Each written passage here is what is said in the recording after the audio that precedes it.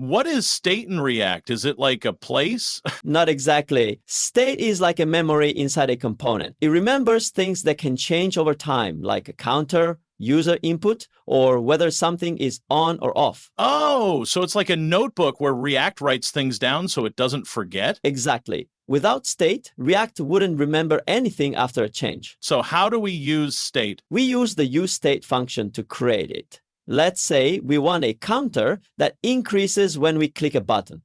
Oh, so count is the state and set count updates it? That's right. When you click the button set count +1, updates the state, and React re-renders the component to show the new number. So without state, the counter wouldn't work because React wouldn't remember the number? Exactly. State lets React remember and update things dynamically. That's really useful. So state is like a memory that makes components interactive. You got it.